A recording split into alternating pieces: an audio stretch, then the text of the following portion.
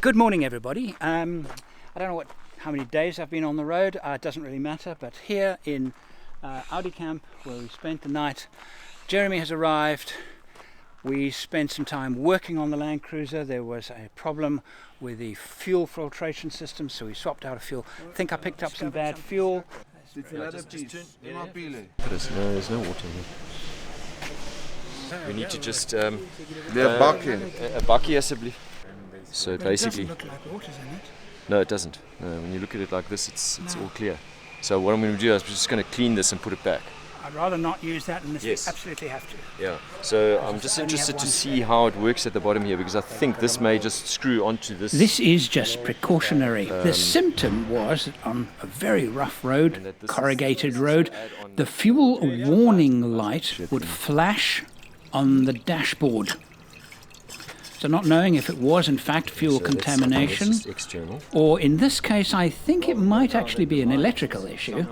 I'd rather not take the chance. It's very strange that there's a beeping noise. It's an interesting thing though. I am so used to driving quite new Landcruisers. My Land Rovers, well my Range Rover, was old and quite worn out.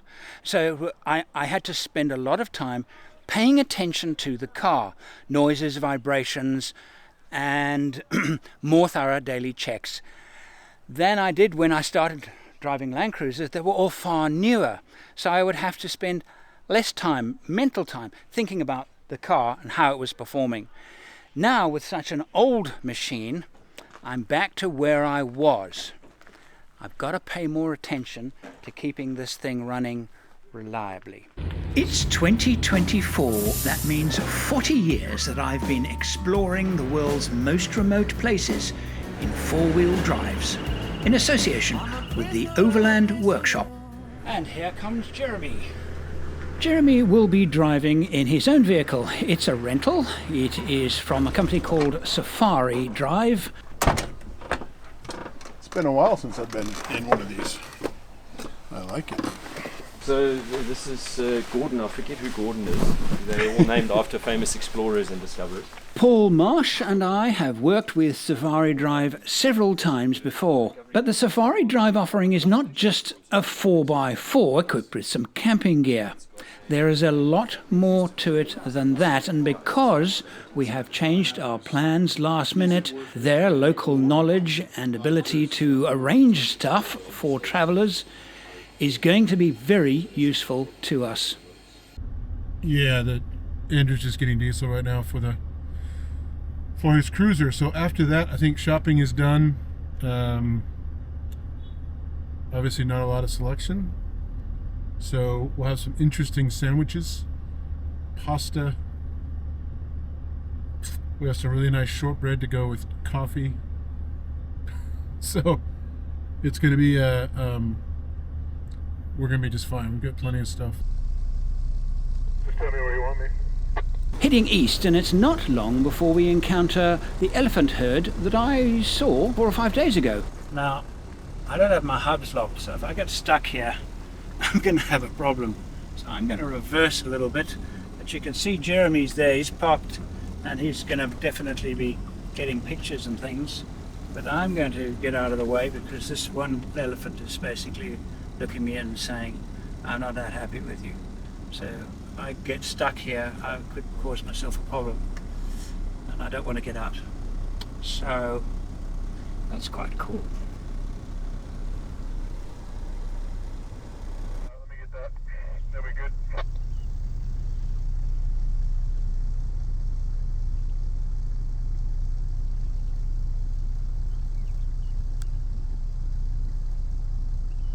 Little guy over here, really little, right behind this cow, and he's nursing, I think.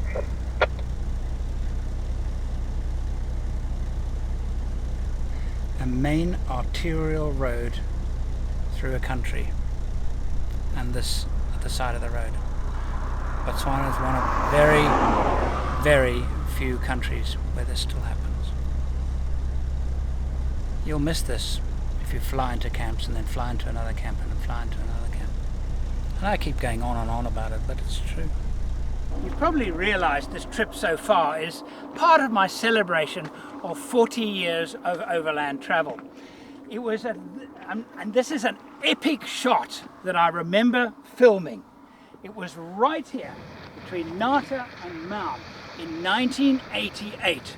I was driving my Range Rover and Gwyn was filming at this very spot. The road was as rough as can be. I used to get to Maun and pull out my pop riveter and rivet the Range Rover's panels back onto it. And at this particular point, the floods had crossed the road. That was how many? That's 1988. Yeah.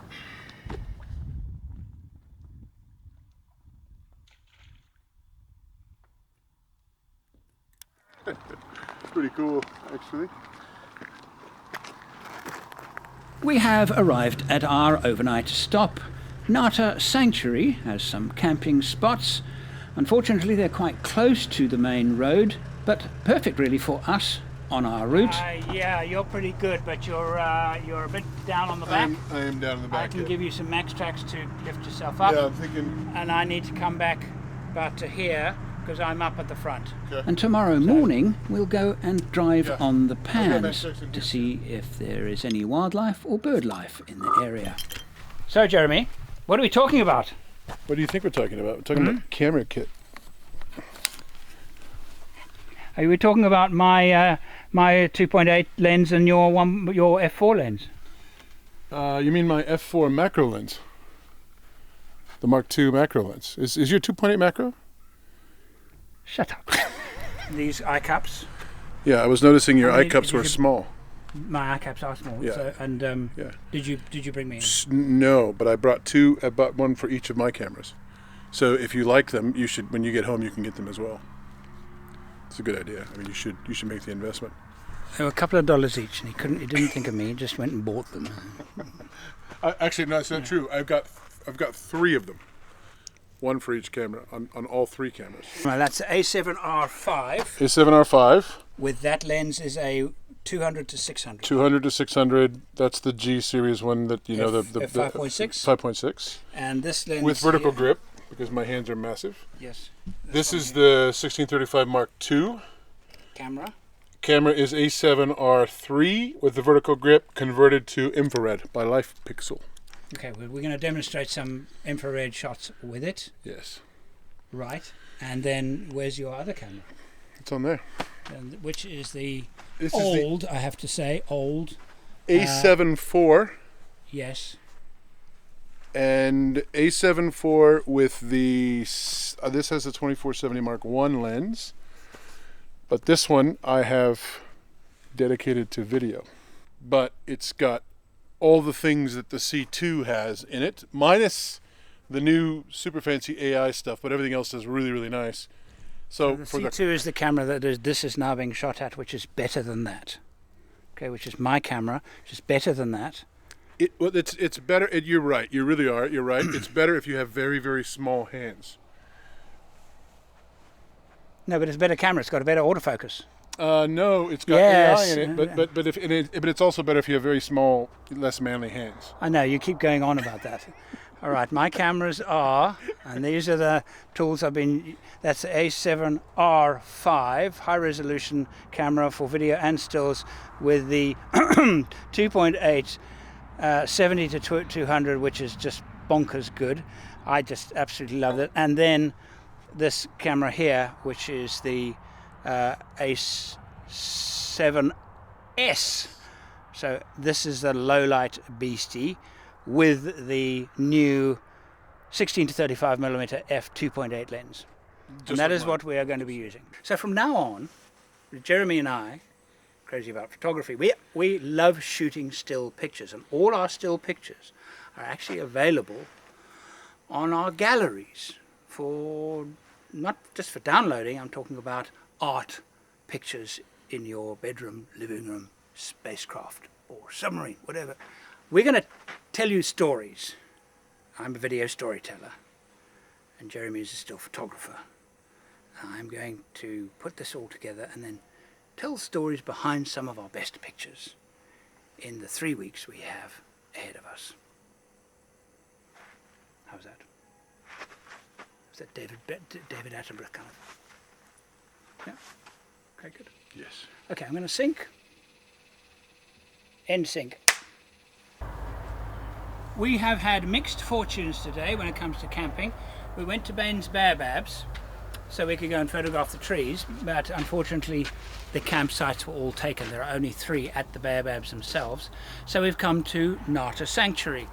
And Nata Sanctuary is a lovely place, but not the great time of year because apparently there's no water in the lagoon and it's rather close to the main road, so we're going to have to put up with a bit of noise tonight. Can't win them all. And we have to cope with this hideous lighting up our campsite. So we have noise and light. So anybody from Nata Bird Sanctuary, I suggest you move the campsite and turn off these stupid lights. We don't need lights, we got lights, we carry lights. Everybody who's going to camp here is going to have lights. We don't need that. What are we eating today? At some point we're going to have sausages, and we're purposely cooking them very, very slowly so they're nice and smoky. We're not purposely cooking them slowly, we're just cooking them slowly because we put them above the flame, but it's actually working pretty well. And we don't know how to cook anything. No. Is the truth. We've never cooked anything. No, we're hopeless. Absolutely hopeless. We also have beans. Oh, Harry from Fire to Fork, I know you're going to watch this. This is Harry to Fire. He makes the most fantastic bread cutting food prep boards. But I cut them into bits, into small ones. Because I find around the camp where those little ones are so useful. So we're in Africa with your breadboard. Thank you very much. Thanks, Harry. I'm coming to get some more in Australia. Sausage! We need Harry here to cook a meal for us. Harry, next time you're invited. Good morning. We have made it to Nata Sanctuary last night. I think I might have already said that, and we're going to go see if there's anything on the pan. So,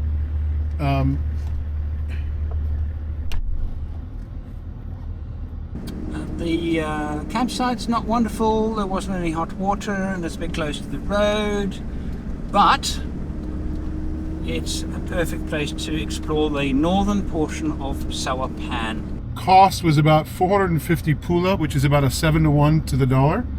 So I'll do the math, it doesn't really matter what it is, but $70 or whatever, both of us, which included camping, which included park entrance fee, and included getting to the pan. And I'll let Andrew figure out where he wants to take us.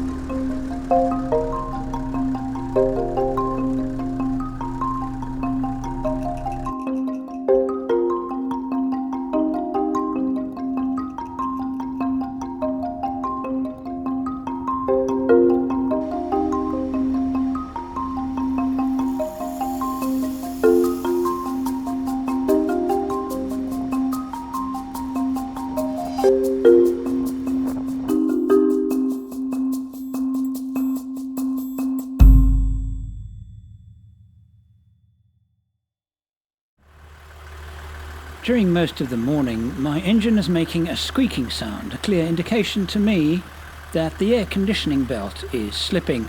The high frequency sound scares the animals. No! I need a short socket. The air conditioning has stopped working, but I know why. The idler pulley is tensioner is loose, so I need to crank it up. So if I remember the way to do it, if my mind serves me well, you do it like this. There you go. Is that tight? Is that too tight? Jeramey, tell me if you think that's too tight. I think that feels pretty good. See, if you over-tension it, it just runs the bearing. It does. So it feels tighter than it was. But that there has got a little bit of flex still on it. I reckon it's about right. Ouch. Nata Sanctuary has a lookout post located on the edge of Sawapan. The water that the wildebeest were enjoying is actually just rainwater.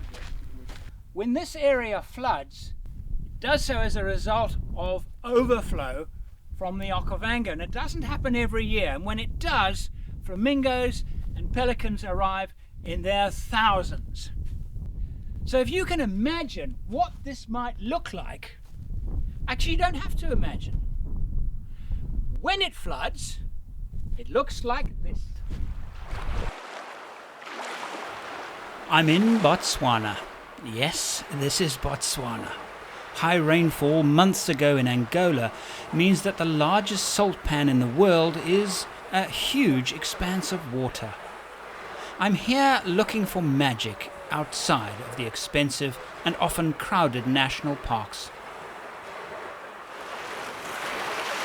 It's day 10, and early morning we're heading for the Chobe National Park near Kasane, which, as it happens to be, is exactly where we will be going. We're heading north towards Kasane and we'll be finding a wild camp somewhere close to the Zimbabwe border. There's a pair of falcon here. Without a book, I cannot be sure what they are. I think they are Lana falcon, but I cannot be sure in these trees here. It's interesting when you're, a park here is not like you're going, you don't really know when you're in a park when you're not, except for a sign somewhere. But what's interesting is when you're driving down the road and the animal you see is a giraffe, which we just passed one. And we're trying to get to a watering hole to stay the night. We want to get there fairly early to get set up and get some good photography times. But driving down the road, there's a giraffe on the side of the road, and there's an elephant just recently on the side of the road. So we're already seeing elephant. We saw ostrich and wildebeest today, and some other animals. But just the brain weirdness that goes along with seeing something like that along the side of the road in their own habitat, and you're not, it's not in a controlled environment. It's not a zoo. It's not behind a gate. It's just they're just having lunch by the road. It's just a weird reality. Taking a quick break. We've been on the road for almost 2 hours, and we found the first shady spot and a little friendly kitty cat. Well,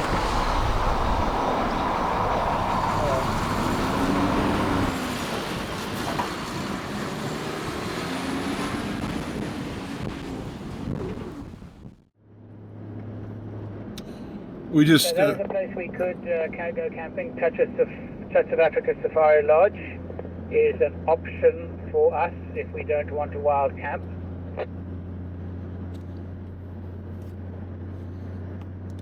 Yeah, I just think we just go find out what it looks like out here. We've got a nice spot. It'd be nice to be out away from folks. Yeah, okay. I'm going to continue. It's not. I thought it might be that turn off, but it's not. I'll find it. we are now on a narrow bush track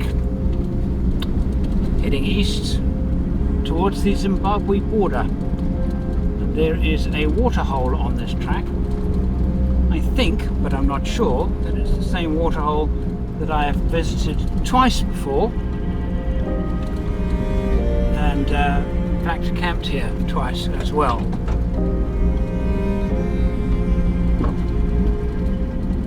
Taking it very carefully and very slowly, mainly because the Mapani branches and things are very quick to make a hole in one's tyre.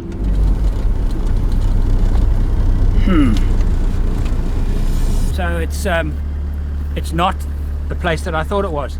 It's far twistier, and there appears to be a pan at the end of the road in about a kilometre's time. So there is a fresh tyre track, but I don't know how fresh. It hasn't rained for a while, so there's a good chance that, well, 50-50 there'll be nobody else here. When you don't have an elephant, you just move trees out of the way yourself. That's what we do. Anyway. Handy guy to have around. Hoping to see a pan and a clearing. I think it's a good sign the tree wasn't moved, because maybe that means that nobody's here. It also means nobody's been here for a while, which is also good. There's a really good chance, as we're driving, that some kind of critter is gonna come out in front of us and cross the road. Wouldn't be odd to see a giraffe or an elephant cross the road. The opening here. Don't know if there's any water. There is water. There is water, and there's a place we can set up camp, and there's nobody else around. This is fantastic. This is the what? Oh, this is. Look at this, man. Ooh.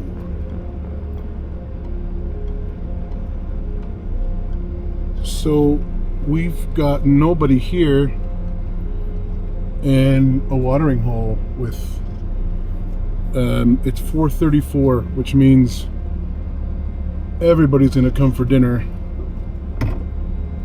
pretty soon.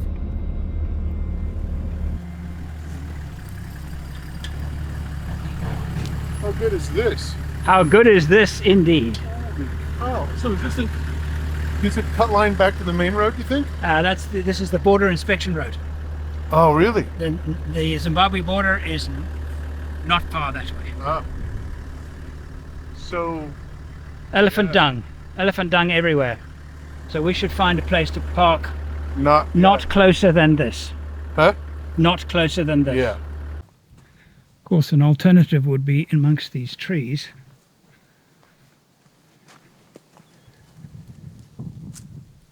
In this area here. But I think we should park within view of the waterhole, so if animals do come down, we'll get to see them. I'm looking for animal prints. Very obviously elephant. That there is perfect elephant print there. And he tilted it as he walked. He made that little mound. That's antelope. I'm actually looking for predators. Predator prints. I'm not seeing any. Doesn't mean that they're not here. I'm not this good at that good at this. I'm by no means can I call myself a tracker.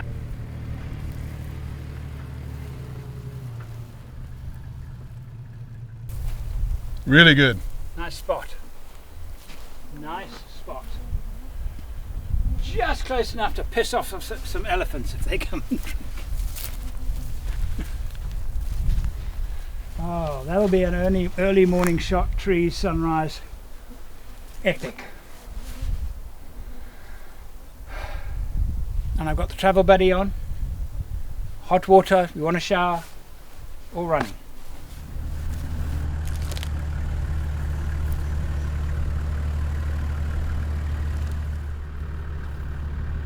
Yeah, I could just leave it to slope. I'll pull up on the track from there.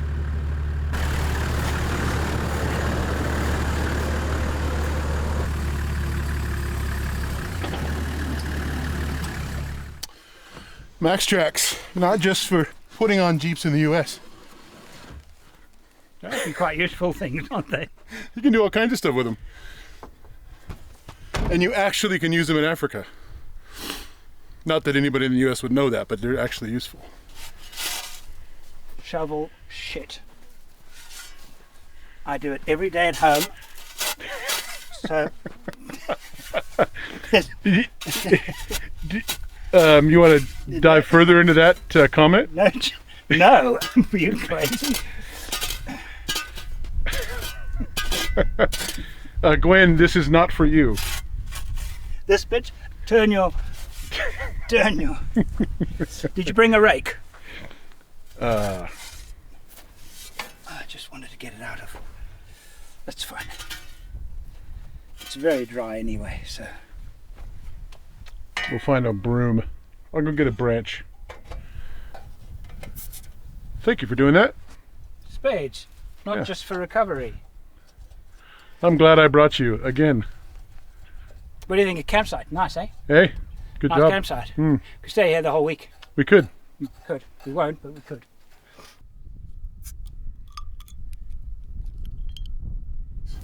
You know, I just noticed there are some posts in the bush and a road. That is the Zimbabwe border. So when you go tonight to go and do your nightly constitutionals, walk that way. Otherwise we might hear gunfire and the other noises. I mean, that would be literally taking a crap on Zimbabwe. We don't want to do that. I quite like Zimbabwe. I do too, actually. That's why we'll go that way. Yeah, go this way. That's good, yeah. Let's not and say we didn't.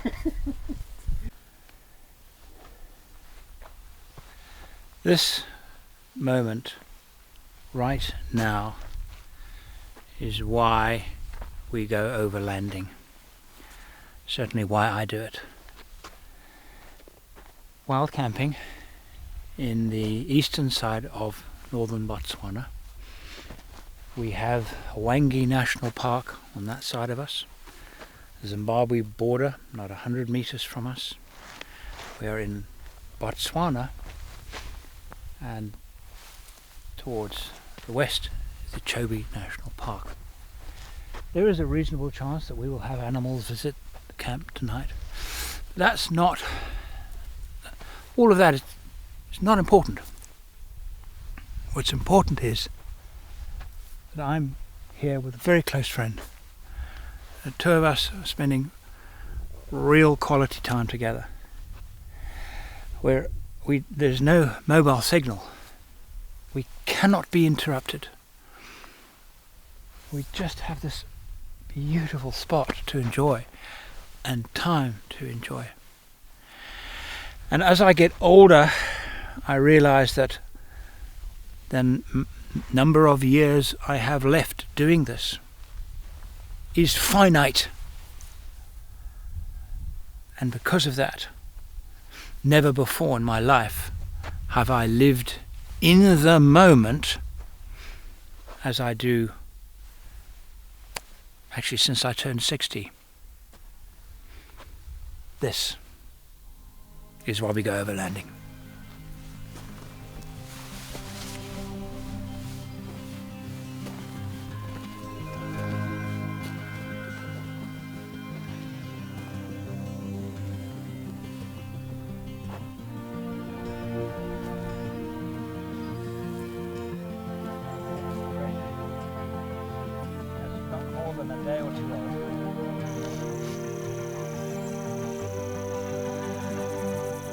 This is the moon rising over our waterhole. It really is spectacular.